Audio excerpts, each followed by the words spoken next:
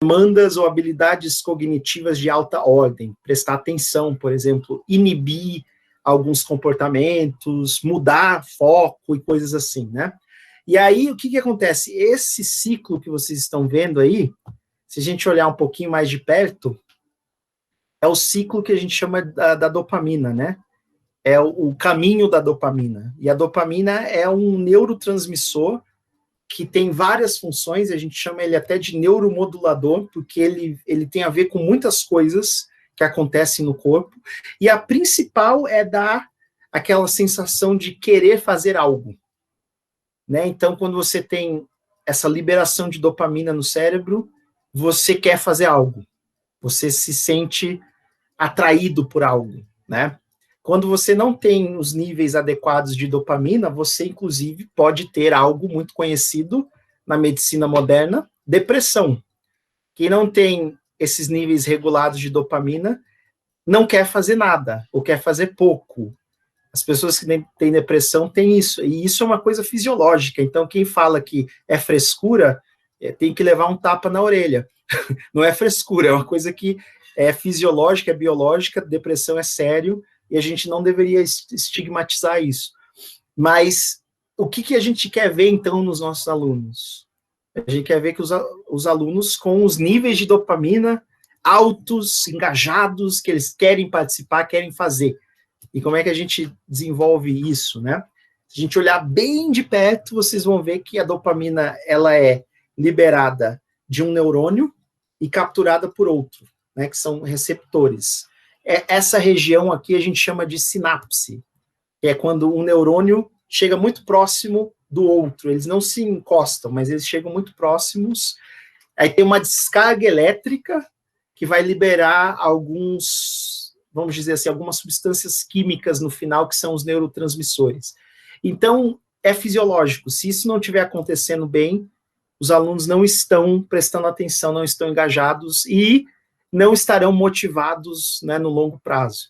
E aí, o interessante é que, olha só, a gente consegue determinar até o quanto os alunos vão ter essa sensação de recompensa no cérebro. Quando a gente cria uma expectativa, né, e cria uma recompensa, ou seja, né, os alunos sabem que eles podem ganhar uma recompensa ou não. Então, a chance de ganhar uma recompensa é 50%, ou é sim ou é não.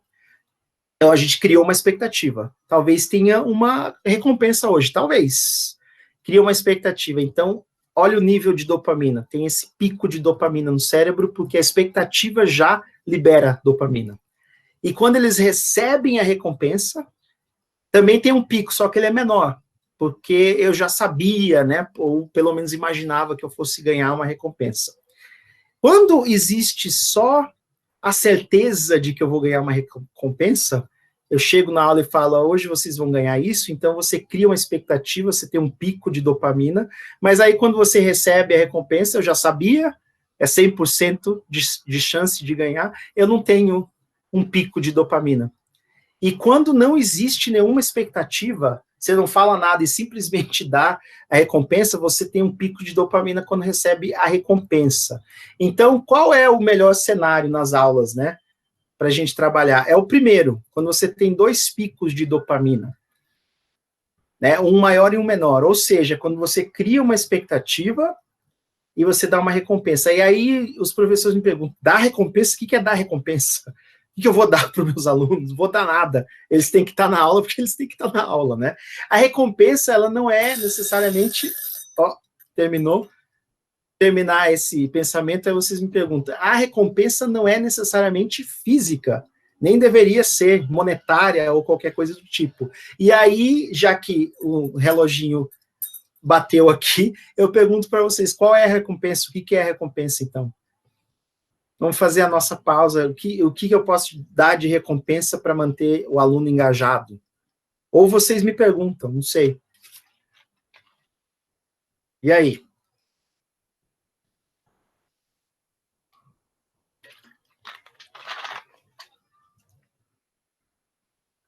Vamos lá, gente. Sem timidez.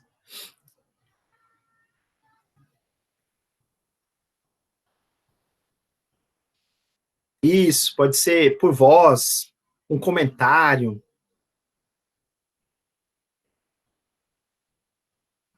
O que será que é uma recompensa que eu posso usar?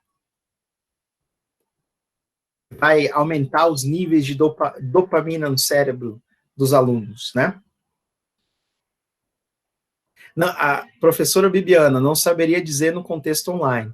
Motivação, ok, Rafael, mas com o quê? Essa é a questão, como é que eu posso fazer? E aí, eis o X, né, da questão. E eu vou falar o segredo para vocês. Então, a gente tem algumas ideias, algumas, assim, algumas estratégias, né, de coisas que são motivadoras do cérebro, né? Criando situações que os alunos participem, exato. Participação, compartilhar atenção, criar um vínculo com um outro ser humano, isso gera dopamina no cérebro. Então, quando a aula é muito centrada em mim somente, isso não funciona muito bem. Por isso que a gente cria coisas como o chat, como o Padlet, né? Nessa questão do contexto de hoje em dia, André, que a gente tem a obrigatoriedade de estar envolvido com pontos, você acha que é uma boa dividir os pontos em vez de ser uma prova inteira, tendo, né, a pontuação total de 10, e em vez disso você quebra a prova e usa esses pontos como recompensa, você acha que é algo que poderia ser usado ou acha que é ruim de alguma forma? Ótima pergunta. A gente tem uma pesquisa que vai um pouco nesse sentido, mas para o outro lado, né? É a eliminação completa de notas, né? Só que aí, aqui no nosso sistema, não tem como funcionar. E eu acho que a ideia é o não, ainda não, né? Da Carol Dweck, que fala sobre a mentalidade de crescimento. Então, eles pesquisaram alguns alunos de matemática do ensino médio e do ensino fundamental deles, né, do K-12 lá, e notaram que a nota define muito a sua percepção do valor do seu trabalho, né? E a nota, ela é dada por um agente externo, e muitas vezes ela pode ser até arbitrária, né? Então, você foca muito no resultado e não no processo, e o aprendizado tem mais a ver com o processo. E o que eles notaram? Que os alunos que recebiam notas não numéricas, mas que recebiam rubricas, tipo, ainda não, né? Então, eu entreguei um trabalho e a professora escreveu ainda não cheguei no nível que eu deveria estar, ou estou um pouco abaixo, mas eu não tenho uma nota 2, 3, 4, 5. Isso, quando eles fizeram esse estudo longitudinal, as crianças que receberam ainda não, elas se esforçaram mais para ganhar uma nota melhor depois, né? Aquelas que receberam 5 ou um 3, por exemplo, elas não se esforçavam mais porque elas achavam que não iam conseguir já do início do curso, né?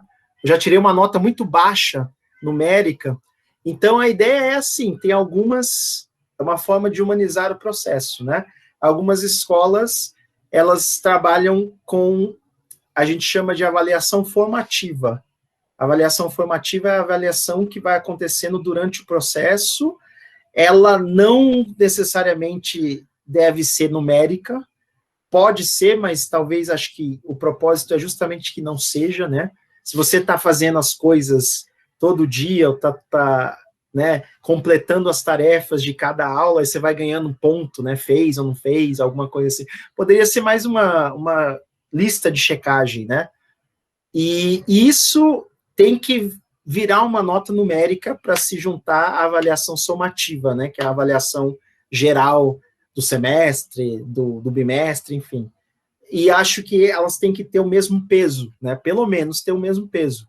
A avaliação formativa poderia ter um peso maior, mas para o nosso sistema é muito difícil falar. Se as escolas, as universidades têm essa flexibilidade, vale a pena sim, porque a nota da prova ela não diz se o aluno aprendeu ou não, ela diz se o aluno desempenhou bem ou não.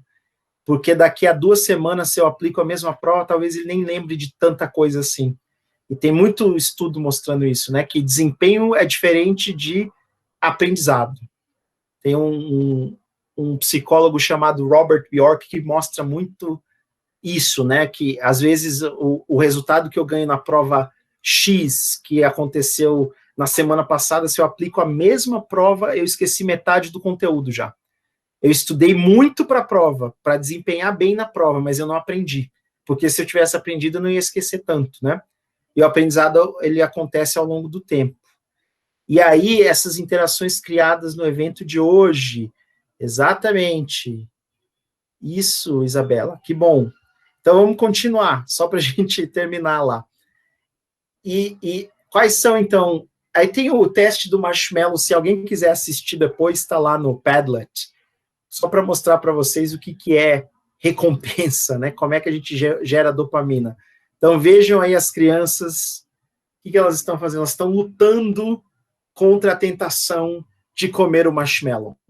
Então, eu gosto muito desse tipo de experimento, né? Desse experimento que maltrata as crianças. Não, brincadeira, mas é um experimento psicológico meio cruel. Você coloca uma criança dentro de uma sala, aí o cientista chega e fala, aqui tem um marshmallow.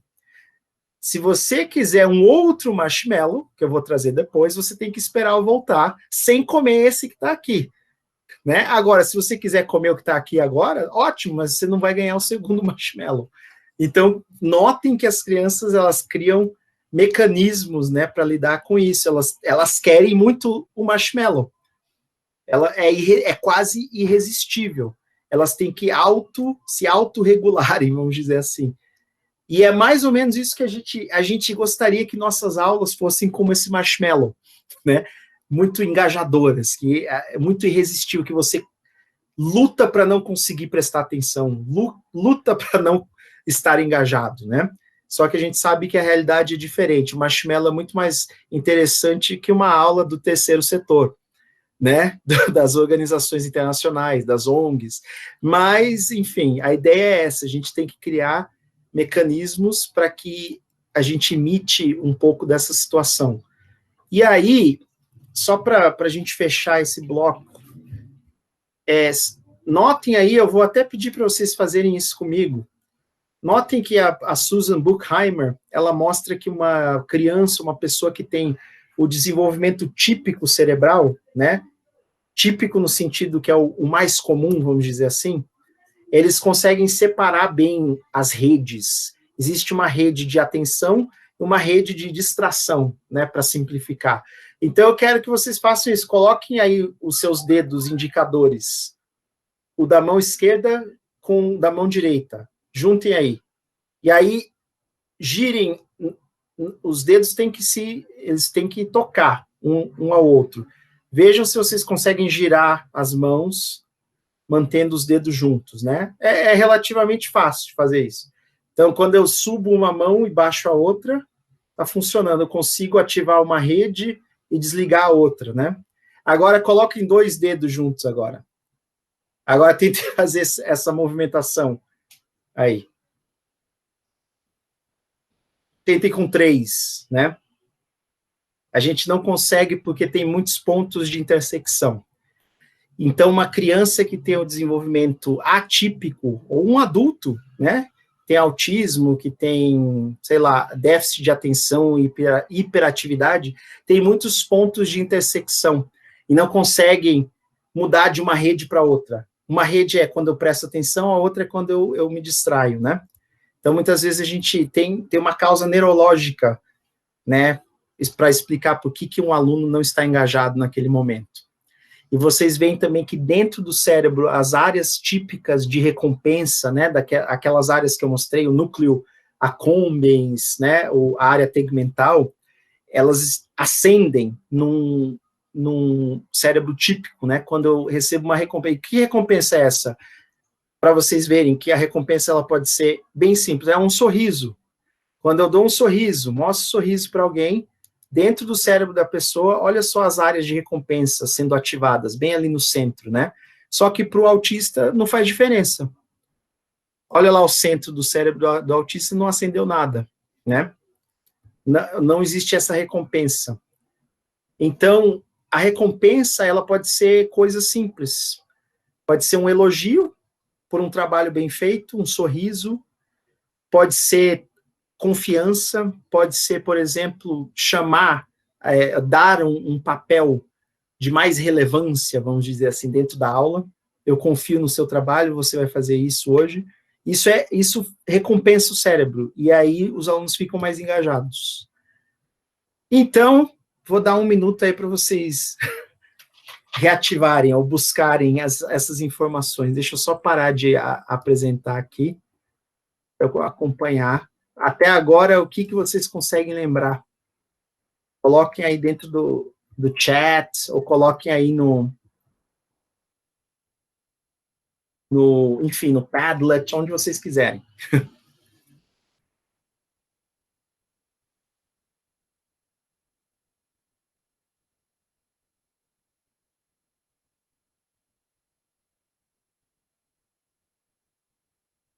Vamos lá, gente.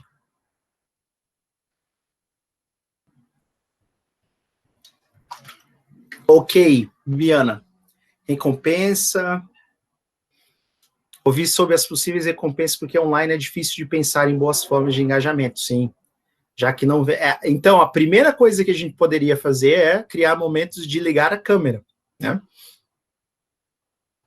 O contato visual, compartilhar a atenção, isso recompensa o cérebro. Outra coisa que a gente poderia fazer é colocar tarefas que os alunos têm que trabalhar em pares, e aí a gente cria um grupo no WhatsApp, eles já devem ter um grupo da sala de WhatsApp, e aí eles têm 5 minutos para se comunicarem com outra pessoa do grupo, e isso também, porque quebra um pouco a centralidade do professor, eles têm que compartilhar a atenção, anunciar a recompensa e depois dar a recompensa no final. E pode ser, hoje a gente vai fazer talvez uma exposição sobre tal coisa, e no final vocês vão poder escolher um trabalho que vocês vão fazer, alguma coisa assim, que não seja tão impositivo. É recompensa, não é nada monetário, não é nada físico, é simplesmente algo que o cérebro gosta. E aí, eu vou falar das dicas para vocês, né? Quais são as dicas. E depois, no final, tá faltando uma coisinha que eu vou deixar para curiosidade. Então, deixa eu voltar aqui à apresentação. Então, o que a gente deve fazer? Então, estou falando em termos gerais, né? Tem o Rob Plevin, ele tem uns vídeos, uns artigos muito interessantes sobre isso. O que a gente tem que ter na sala de aula que vai fazer com que os nossos alunos estejam engajados e motivados ao longo prazo, né? Então, a gente tem que ter coisas como sucesso, conquista, reconhecimento e elogio, né? Então, a gente precisa de um momento na aula que a gente dá uma atividade que os alunos façam e que eles consigam fazer. Você reforça a ideia de confiança. Eu sei fazer isso. Se não conseguir, pelo menos a possibilidade de tentar novamente ou de fazer de outra forma para que tenha sucesso. Porque muitas vezes a gente não se engaja porque a gente acha que não consegue. Isso tem a ver com autoeficácia. E isso tem a ver com um sentimento de conquista e de reconhecimento. E tem muita pesquisa corporativa que mostra que as pessoas muitas vezes preferem o reconhecimento do chefe do que um bônus no salário, né? Que eu estou trabalhando aqui, estou ralando e ninguém está vendo nada, ninguém nunca me falou nada, e esse reconhecimento engaja bastante.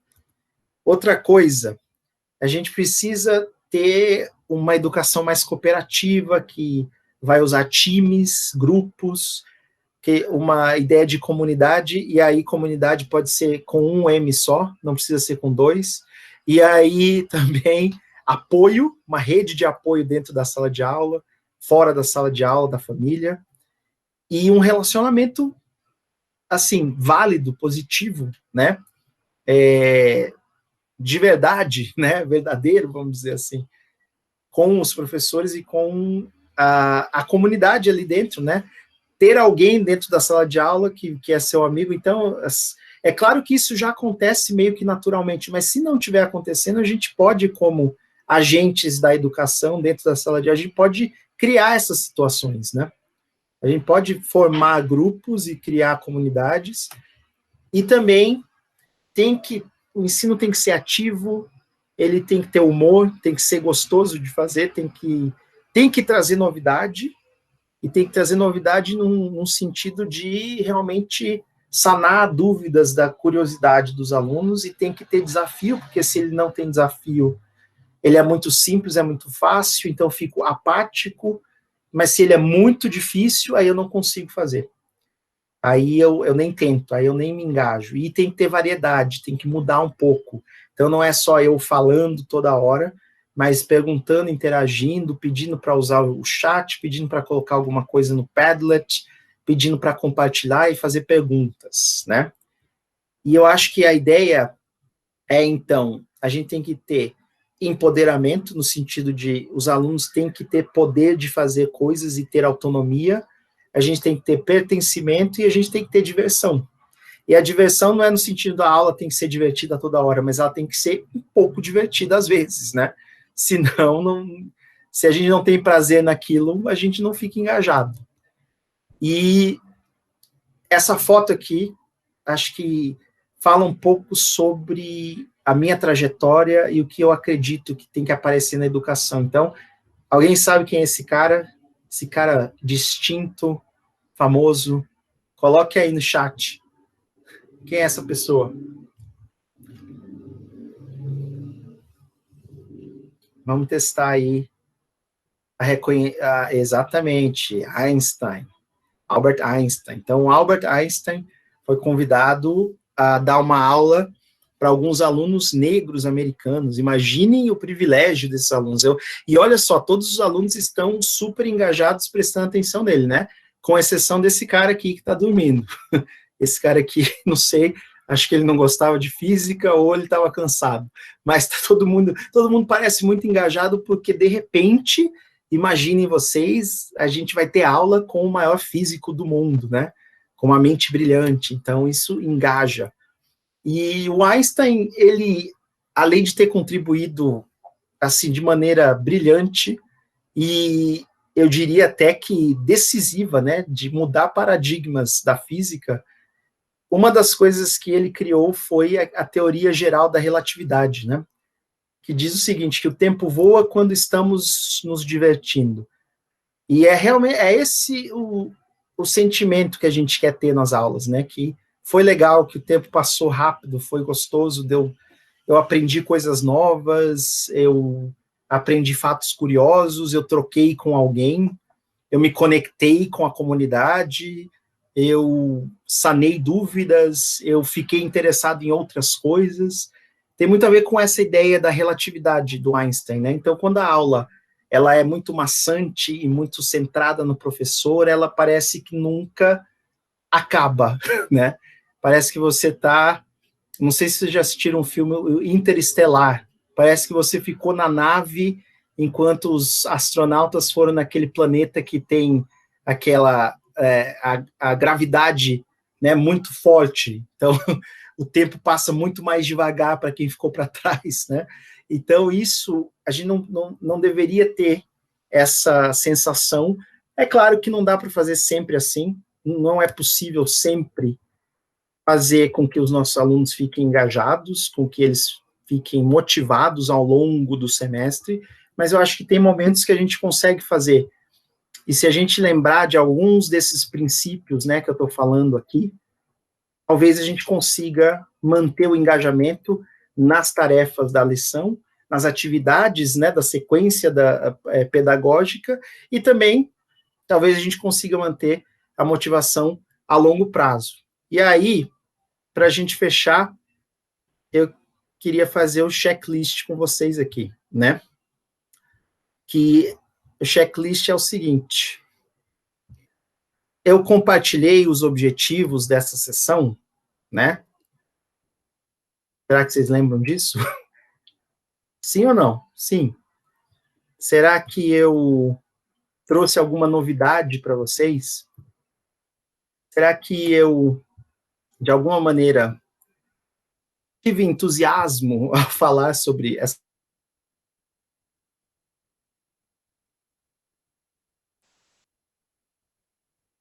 recompensa, não física, né, mas, não sei, talvez algo que despertou interesse, existiu alguma recompensa.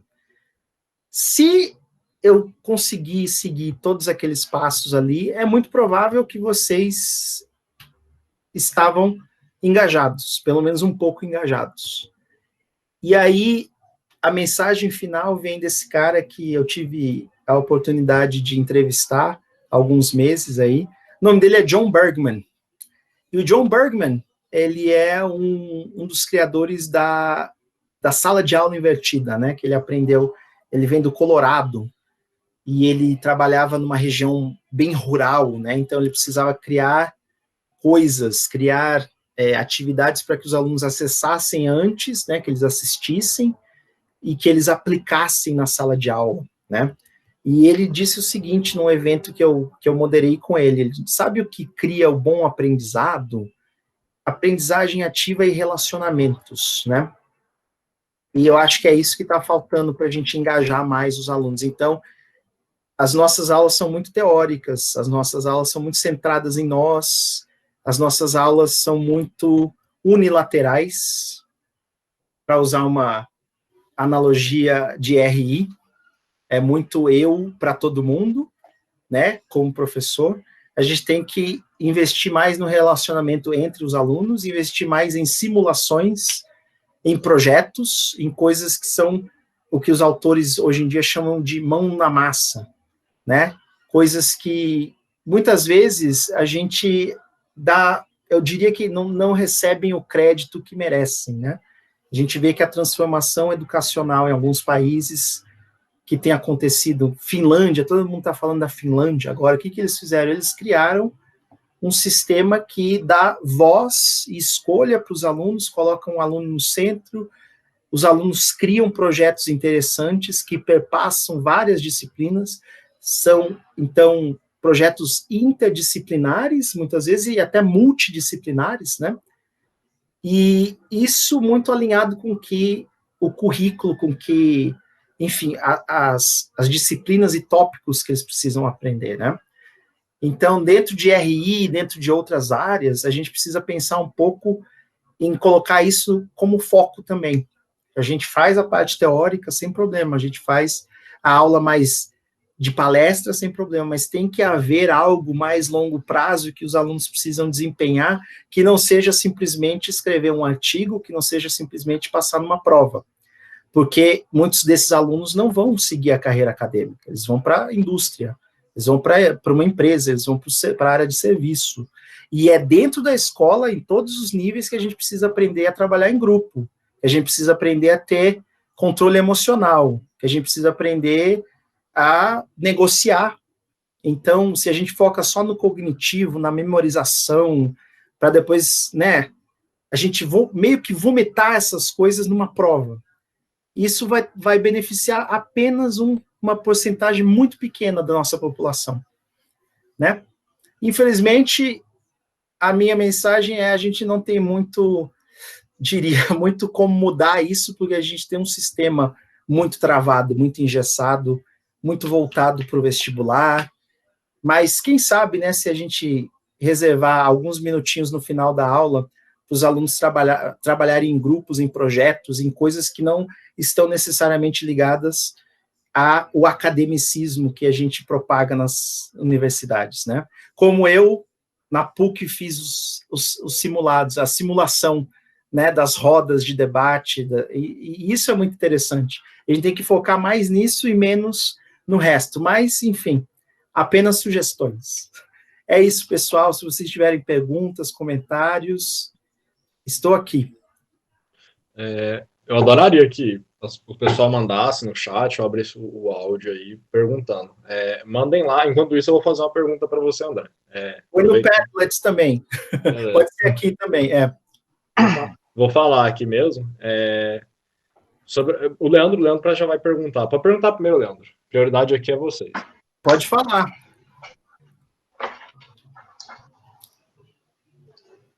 Bom, André, para pela fala, foi muito enriquecedora. Tenho certeza que somou bastante aí na percepção né, da educação de todos.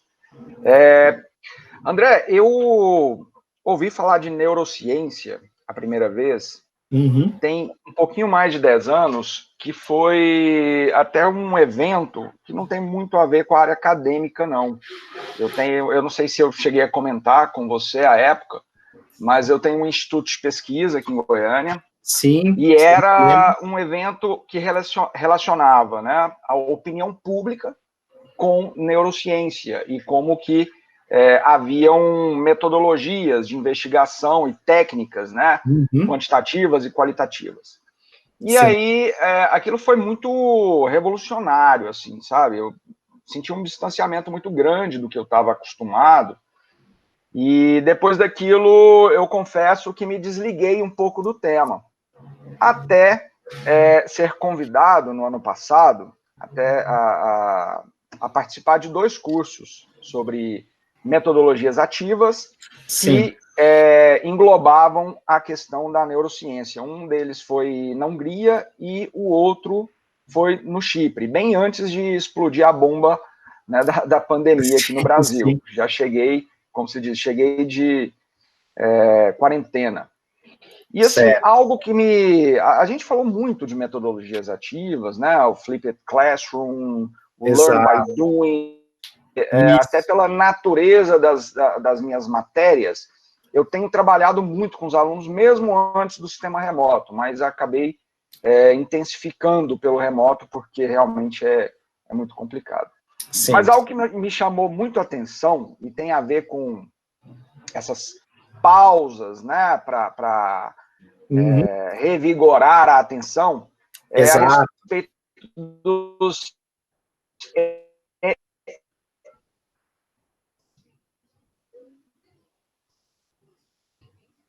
a respeito dos universidades da Europa. Acho que cortou um pouco aí o que você falou, Leandro, ou será que foi a minha? Fala a respeito de quê? Deu um cortezinho. Repete essa última. Você estava falando aí a respeito de... Aí travou aqui para mim. O que me chamou muito a atenção foi a respeito dos energizers, que tem muito a ver com essas pausas, né, para revigorar aí a atenção dos alunos e tudo mais. Só que a realidade da instituição que nos abrigou lá no Chipre, ela era muito distante da nossa, né? Inclusive, os próprios energizers são difíceis de serem praticados no nosso dia a dia. São bem voltados para a preparação assim, das universidades da União Europeia. Sim. Então, a minha pergunta é a seguinte: se você tem algum tipo de fonte de consulta ou material aonde a gente pudesse se inspirar e buscar alguns energizers para serem trabalhados em sala de aula. Aqui, vamos dizer assim, mais factíveis, mais pontuais, né, para a nossa realidade. Perfeito, Leandro. Ótima pergunta. Eu acho que existem vários níveis, vamos dizer assim, de pausas que a gente pode fazer. Algumas, assim, mais ativas mesmo, né, para a gente fazer até algo físico, né? Assim, 2 minutos, levanta, anda, volta, pula, tem coisas, né, meio malucas, só que a gente sabe que tem resultado, né? Porque a gente quase que reativa um pouco, né, a circulação, de estar parado há muito tempo, sentado por horas e horas, e isso realmente vai ter um efeito na sua atenção. Só que eu para ser bem sincero, eu uso uns brain breaks, que eu chamo, né, mais tranquilos. Por exemplo, esse quiz aí que eu fiz do Mr. Trunk, do elefantinho, né, eu acho que você pode criar uma sequência, se você está trabalhando com slides, de que, não sei, a cada 25 minutos ou a cada meia hora, dependendo do tamanho da sua aula, quanto tempo vai demorar, você coloca alguns brain breaks, podem ser um quiz, podem ser uma música que vai demorar o quê? 3 minutos, né? Então você toca, ou muitas vezes eu pedia para os meus próprios alunos escutarem a música que eles quisessem, né? Eles estão com o fone deles, ele vai fazer uma pausa de 3 minutos, escutem uma música. Às vezes eu passava um vídeo engraçado ou um vídeo assim que talvez fosse muito curioso, mas não engraçado, fosse algo... Já passei vídeos do X Factor, por exemplo, um grupo dançando com luz LED, que é um negócio, assim, é um espetáculo mesmo, né? E acho que tudo isso tem um efeito, porque a explicação fisiológica é que quando a gente está prestando atenção, a gente está enchendo a nossa memória de trabalho, que é um sistema que fica muito na frente do cérebro, né, no lobo frontal. E se a gente enche demais e ela não tem muita capacidade, aí a gente não consegue mais deixar nada entrar, basicamente, né? E aí a gente precisa fazer essa pausa para entrar no modo difuso. O modo difuso é quando eu começo a fazer conexões mais profundas com outras regiões do cérebro, não só na frente. E quando isso acontece, aí a gente consegue liberar aquele espaço, né, que lotou, que encheu, para começar a aprender coisas novas. É claro que isso, né, vai demorar algum tempo. Então, se você fizer qualquer coisa, basicamente, que quebra aquele foco, né, de ficar muito tempo sentado olhando, pode ser um quiz, pode ser uma música, pode ser levanta, vai tomar água e volta, isso tem um efeito positivo. É difícil mensurar o quanto vai ter, né? Porque imagine você, por exemplo, vai tomar uma água e de repente seu aluno pega o WhatsApp e recebeu uma mensagem de alguém que é mais interessante, mais relevante, aí você vai distraí-lo, né? Então é difícil controlar todas essas variáveis, mas a pausa para fazer qualquer atividade, ela tem o seu valor. Então a gente tinha que ter mais pausas durante a nossa apresentação, né? Pausas assim, de 1 minuto, 2 minutos. Mas, André, você teria algum tipo de fonte assim, para consulta para educadores, Sim. onde pudéssemos acessar alguns exemplos, alguns modelos e adequar ali a nossa realidade? Já que você perguntou, Leandro, eu vou naquele link do Padlet que a gente compartilhou, eu vou colocar alguns links para vocês. Tem um do meu blog, que tem uma lista de talvez 10 brain breaks que vocês possam usar, né? Que eu acho que dá para adaptar. Eu escrevi mais pensando, né, ensino fundamental, até crianças do ensino infantil, mas tem muita coisa que dá para usar. E se vocês procurarem pausa mental, brain break e attention grabbers, né? Então, eu vou colocar aqui esses nomes e depois eu passo para lá, que são atividades que vão chamar atenção. Você tem os stirrers, né? E os settlers. Ou seja, né, quando eu quero que os alunos se acalmem e voltem e comecem a prestar atenção de novo, depois da pausa. Então, tudo isso aí tem uma lista infinita de coisas que dá para fazer, né? Coisas para... E também, claro, o principal seria brain breaks, né? Brain break. Você vai achar vários sites. Eu vou colocar no Padlet para vocês darem uma olhada. Tem muitas fontes interessantes. Perfeito. Muito obrigado, André. Obrigado pela pergunta. E aí, gente? Se alguém quiser fazer qualquer outra pergunta, pode abrir o áudio, pessoal, eu vou mandar no chat. Enquanto isso, eu vou fazendo a minha aqui, André. Eu vi a professora Ibiana, né, estava até pedindo, assim, não sei de todo mundo e tal. E eu, como aluno de RI, né, notei algumas coisas nesse semestre. Mas se quer perguntar alguma coisa, pode mandar, cara. A prioridade é vocês. Eu tô aqui só para... Desculpa aí, porque minha internet estava... Deu alguma... Deixa eu... Peraí. Eu estou, na verdade, aqui numa luta com a Claro, com essas companhias. Acho que agora acertou minha internet aqui, pelo menos eu espero. Então, eu estava no celular, no computador, eu perdi algumas partes da fala. André, mas parabéns, é bem interessante o que você está falando. Acho que o Leandro sabe disso, o Fabrício está aqui, a gente sabe disso, é interessante. Você faz no Brasil um curso de mestrado, você faz um curso de doutorado, por exemplo, quem der voltado mais para a área acadêmica. Sim. E a gente não tem simplesmente nenhum tipo de formação, de modo geral. Tanto que o que eu busquei foi depois, já em reuniões na Unip, a gente passou por um curso, acho que eu cheguei a comentar isso com você, e acompanhar isso que você está falando, né? Ou seja, o aumento do conhecimento na neurociência, como é que você utiliza isso, os métodos Sim. educacionais, enfim, tem um desafio muito grande aí quem está trabalhando na área de educação.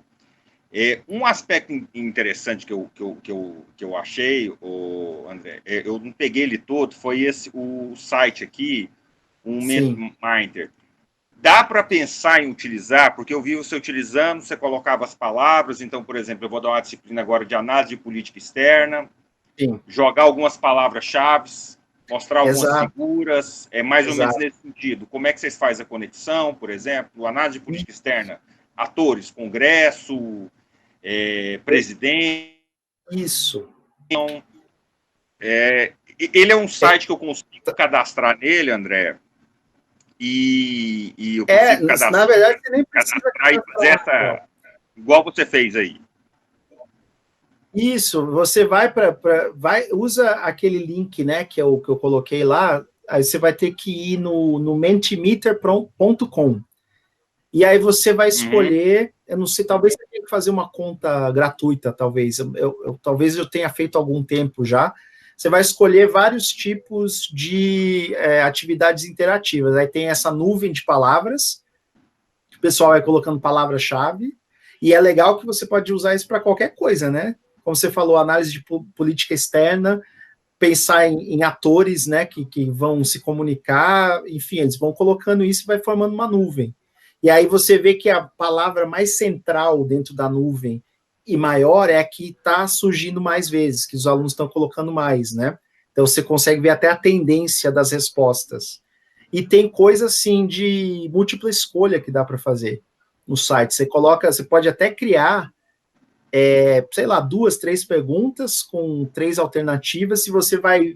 E é legal que ele é interativo, então são bolinhas, cada aluno é uma bolinha, ele vai se movendo em direção à alternativa que ele escolhe. Então, e eu nem explorei tudo, assim, eu estou falando de uns 2, 3 tipos de atividade, mas tem muita coisa, e coisas bem legais, e é uma maneira, né, de a gente compartilhar atenção e realmente trabalhar em conjunto. Então, vale a pena usar.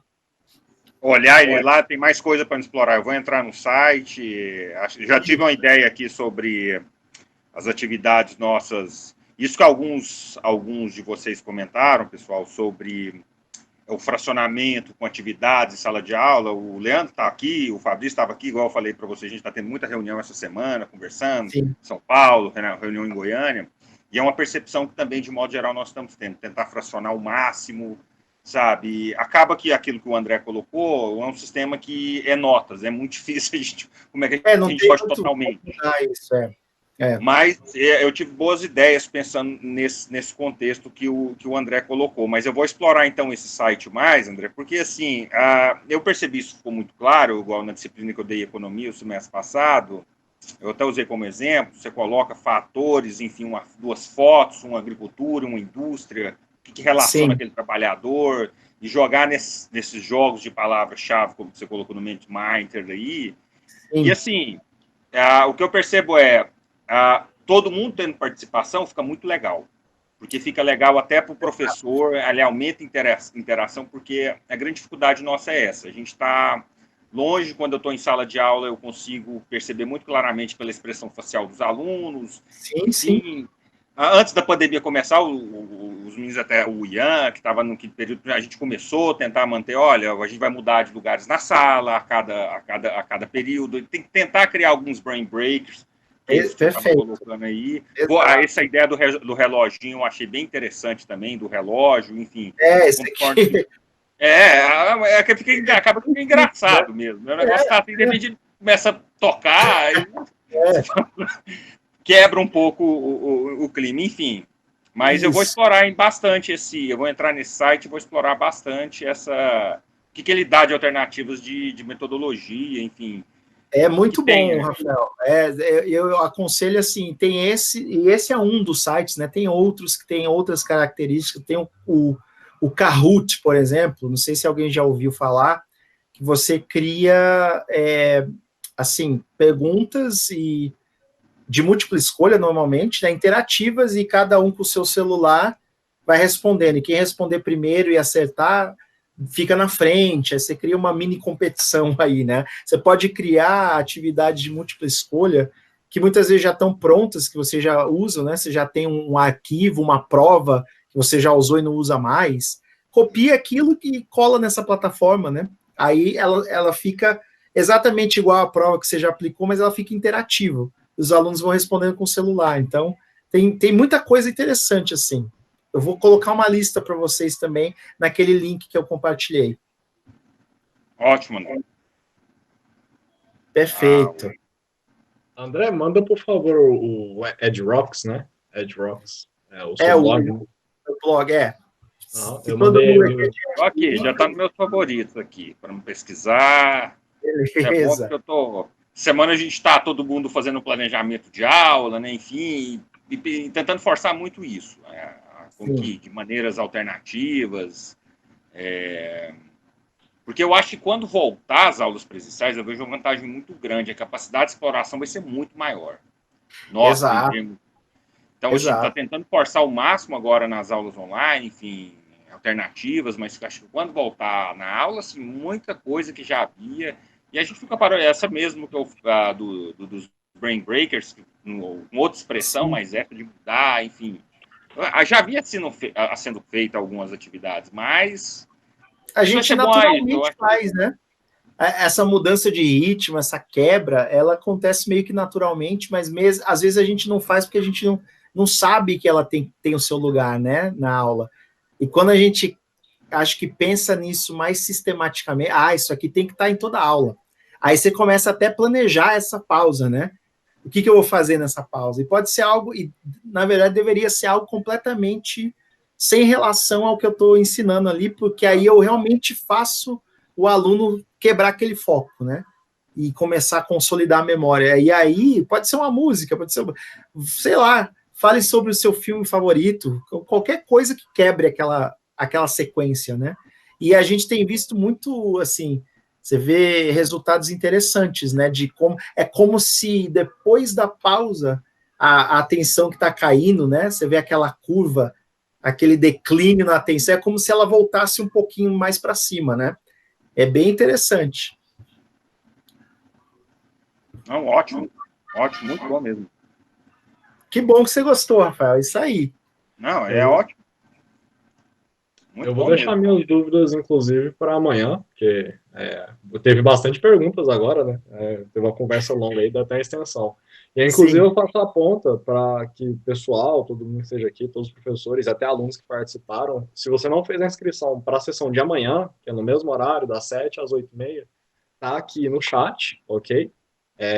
O e-mail do CA, caso você precise mandar alguma pergunta, no e-mail tá aí, e o link para inscrição. Aí, ó, link para inscrição, segunda sessão é amanhã no mesmo horário. E a gente vai falar sobre o que mesmo, André? Amanhã eu vou falar um pouquinho mais de algumas pedagogias, vamos dizer assim, metodologias ativas, né? E um pouco o que a gente pode usar de cada uma delas, porque tem muita coisa que é usada para educação infantil, para ensino fundamental, mas tem muita coisa, muita riqueza em como elas foram criadas, né? E acho que a gente pode se espelhar um pouco mais nelas para usar nas nossas aulas. Criou expectativa. Falar Montessori. Criou expectativa para amanhã. Então falar até de Sócrates, né? Ótimo, muito bom. Sim, professora Viviane, eu vou fazer as minhas perguntas, inclusive, amanhã, porque eu acho umas 4, 5 perguntas. E isso vai ser bom para somar amanhã também. Eu conto com todos vocês.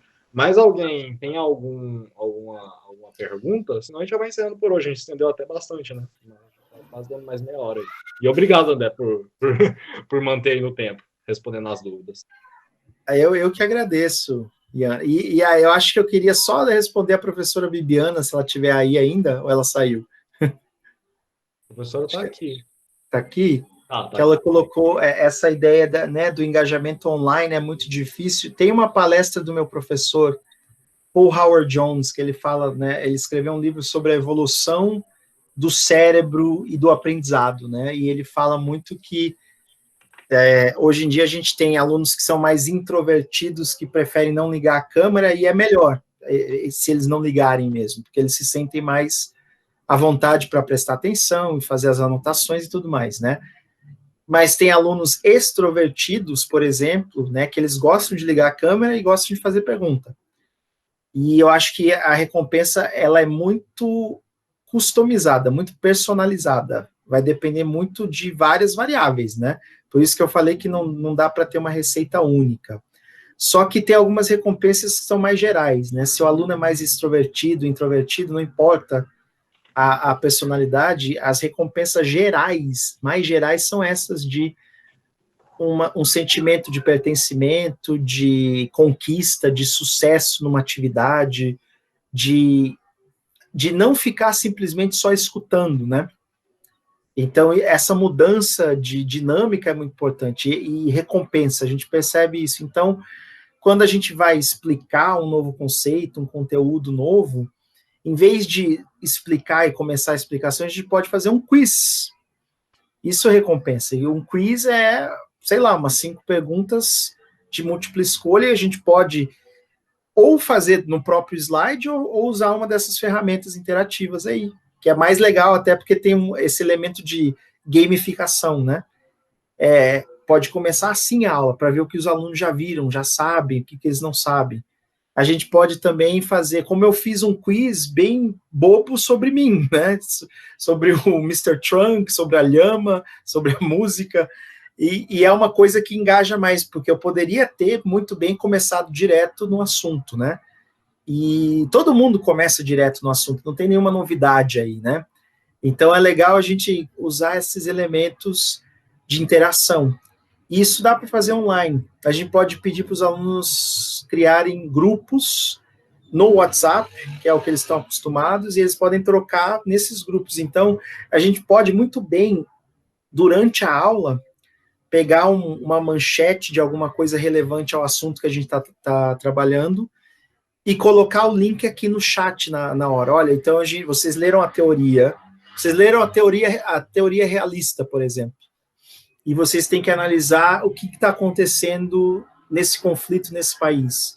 Peguem uma manchete internacional, coloquem ela no momento que vocês estão dando a aula, e eles têm que fazer isso em 5 minutos. Então, cada um vai ler do chat, clica no link, abre, lê, e aí no grupo de WhatsApp deles, eles vão ter que trocar com alguém. E trocar, e pode ser inclusive uma mensagem de voz. Manda aí uma mensagem de voz para o seu parceiro, para o seu colega, o que você achou da manchete? O que será que a professora pediu de mim?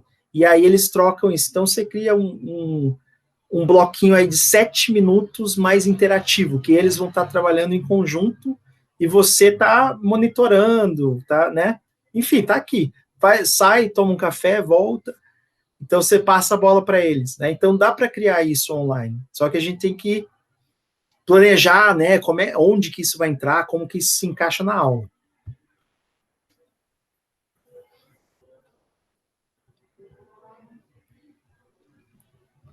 Bom, eu lembro, só o último comentário meu, né? Dessa parte do quiz, né? Que a gente tinha as aulas de inglês, e eu não acho que competitividade seja algo extremamente positivo.